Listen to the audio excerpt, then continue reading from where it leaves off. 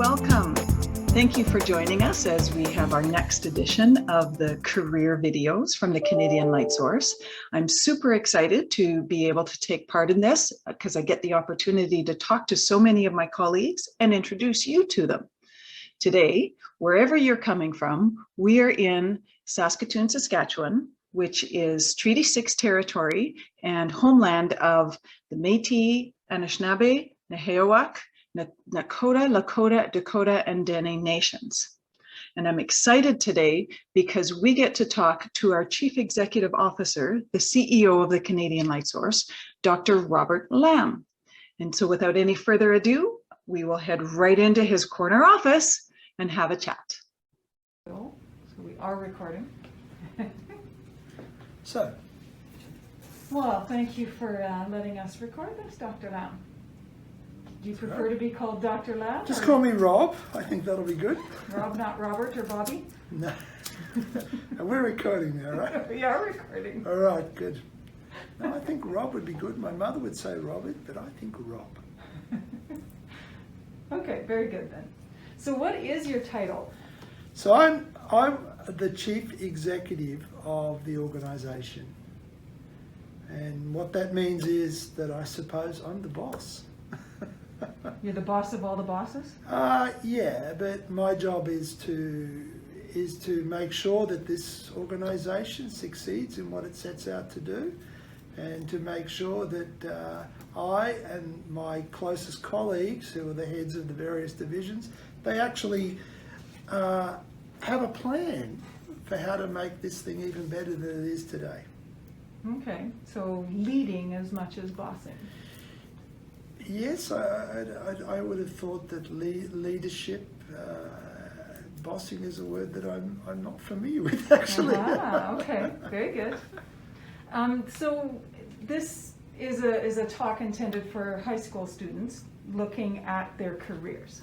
Right. So what kinds of careers would you consider similar to yours if you look sort of broadly on the landscape? Yeah, so this is a science organisation, so we do lots of scientific stuff. So that's the product of this organisation, is science. So if you're a leader in this organisation, you should probably be interested in science, because that's what we do. Now, I'm not sure how that compares with other places. I know for a fact that you can take a management program out of high school and you could manage an existing something, but you'd probably need to understand that business a little bit in order to do it. In my case, since this is a science organisation, I actually did science as an undergraduate at university. I didn't do boss stuff or management stuff. I did science, and I learned that I love science in high school, and I learned to love it even more in university. Great. So on a typical daily basis, what do you do when you're at CLS? Well, I'll continue with the first part, right? So after science, why am I leading science now? Well, eventually I realized that I had an interest in progressing science in different directions. So for me, in order to get to this position, I did a lot of science. I worked in a lot of these places, and I love working there. And then eventually someone said, well, you know what, you should probably take a leadership role in this organisation. And because you understand the science, because you understand the way these places work, you would be a good fit. When I started in high school, I never thought I'd be here. In fact, fair. you can hear from my accent, I never thought I'd be in Canada. But I've lived all over the world, because the one thing that I found about science was they tell you, like, if you want to travel the world, you should join an airline or a cruise ship, or maybe you join the Army or the Navy or the Air Force. But you know what? You can travel a lot by doing science, because science is universal. So 2 questions coming from that. One, where are you from? Okay, I'll answer this like one off. So I'm from Australia. Okay. Where have you lived? So I started in Australia. I finished high school in Australia in Melbourne. I then decided to go on in science and do a higher degree. And eventually I decided to leave Australia and do science in other places. So I started in England. and I lived in Cambridge and went to the university there for a number of years. Then I went to Germany and lived in Heidelberg in Germany for some time. Then I moved to America a couple of times, both on the East Coast in California and the West Coast in California and the East Coast in just outside Boston, and doing science projects with people from other countries who had the same interest in the areas that I was interested in. And then I returned to Australia and started in a job in a university doing science. And then I started doing science with Asia, which is much closer to Australia. And I then spent a considerable amount of time in Hong Kong and China, again, doing science. And so when I look at where I've been, and of course we grew up on the other side of the world, to come to Canada was not that foreign because it was another great country that I could do science. And that's what I'm here today doing. And I can tell you right now, this is the easiest transition that I've had. I'm not sure it's because I've been to all the other places, but what I do know is Australians and Canadians have a very similar approach to life. Where you're good at skiing, we're good at surfing, and I look out and I see the snows and I think, now that's different. But otherwise, very, very similar. So what did you want to do when you left high school? If it wasn't to be the CEO of a research I wanted to be a good scientist. I love doing science. I love discovery. I started in chemistry and physics. I stayed in chemistry and physics. So I did lots of science. My expertise was in surfaces, because if you look around you, I always ask people, what is it you see when you look around you? And they say, I see walls, I see a table, I see a floor. No, what you see is a surface. And what I was interested in is, how do these surfaces work? And over time, I got very good at understanding how surfaces worked, and I started to do lots of discoveries in these things. So eventually you'll probably see some of the things that I developed over the years in things like non-stick coatings. And that was what I loved. So how did I come into this role? Well, I loved it so much that eventually I started using the sort of thing we have here. And I worked at this place for a while, and then eventually, as I said, someone said, boy, you really have a few good ideas here. Maybe you should think about taking on the leadership role, and the rest is history. I didn't set out to do CEO course at university. I don't think there's such a thing. Not quite, I don't think, no. Okay, so as a CEO, there's potentially a little bit of stress in your world. How do you manage that? So the stress always comes from seeing too many things that have to be done in too short a time. So for me, I think the important thing is to break things down into parts. It's like everything else. Nothing's quite as big when it's lying there in pieces, and then you have to reassemble it. And that's how I view the stress of this. That, coupled with a Nintendo Switch, is really all I need.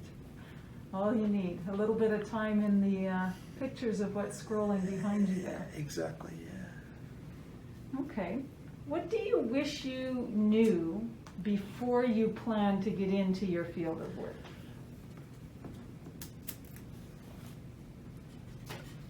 What a great question.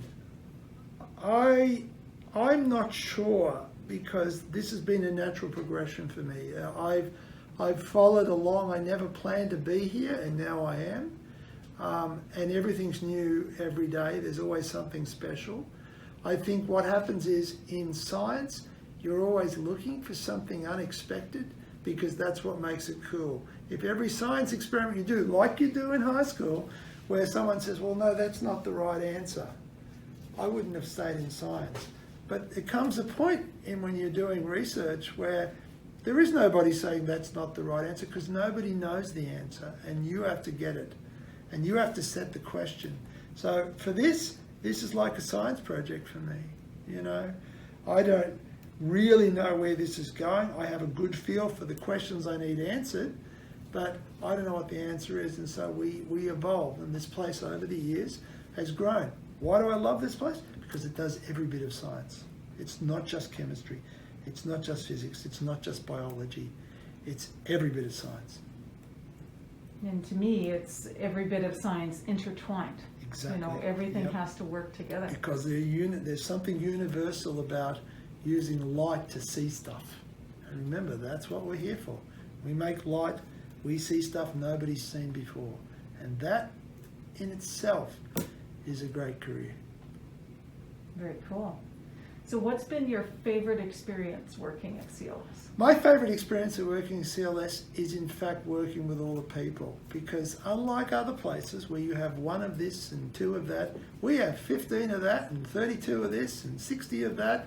We have a range of people. We have everybody from people who sit in their offices all day calculating the most complex physics, and then we have clinical stuff where they're imaging animals.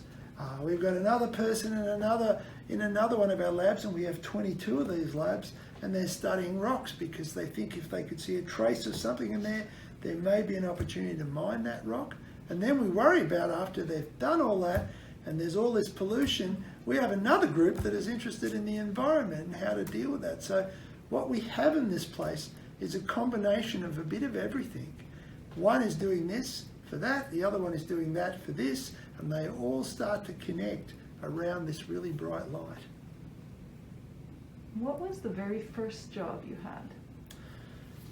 The very first job I had was selling newspapers on a street corner. Do you do that in Canada? Not on the street corner, no, but we deliver them door to door. Yeah, it must have been really, I suppose it's because it's so cold here. That was my very first job at the age of 9. And then after that, well, the weather was better. You could stand on street corners every afternoon after school and sell newspapers. And then after that, I used to have a part-time job working in a gas company, looking after spare parts, and deciding that's probably not what I want to do. Neither of the first two. That wasn't your career? No, although you ambition? did get to read the newspaper, but at the age of 9, I didn't think it was that interesting. Do you still read the newspaper? Yeah. Okay. So if you were going to give words of advice, words of wisdom to someone who's currently in high school and contemplating what they want to do as a career, what advice would you have? Well, if you're uncertain, and I know there were kids in my class who knew what they wanted to do and they were going to do it. But me, well, like a lot of people, we sort of thought science would be good, or someone sort of thought economics would be good, or someone sort of thought that would be good, but we weren't quite sure. There were a few that were absolutely certain, but for us it wasn't like that. So I always believe that you should keep your options open. Go with your gut feeling, try something out, but never close your options. So as I said to you earlier, I did chemistry and physics. Why? Because who knows where I was going to end up, and I love both of them. Not everybody loves the second one. A lot more people love chemistry than they love physics. I didn't do biology. In my day, biology wasn't such a big thing. Now it's the thing. So I would say if you're interested in any of those, keep all your options open when you go to the university, if that's what you want to do. You don't have to go to a university if you don't want to do science or something else. But if you do go, keep as many options open, because science changes and you change. And it would be good if you changed to meet whatever you wanted to do, rather than just sit in the same thing. What I love about my job, as I said, was the variety, the fact that I can travel the world and talk to people from many different countries about the same thing I'm interested in. But I only can do that because when I was at your stage, I kept my options open. I didn't zoom in on something. But if you do zoom in on something, then do it like there's no tomorrow, because that's what really... There's an old saying that says, you know, if you have a job you love, then, I can't remember the last page. You'll never work a day in your You'll life. never work a day. If you have a job you love, you'll never work a day in your life. I really believe that. I have a job I love, but I still feel like I'm working. Okay. Is there anything else that you were hoping that you'd get a chance to say, or a question that I missed? Yeah, I think if, and I come from a science background and I do very little science now myself. I think you have to understand that as you move through life, stuff changes for you.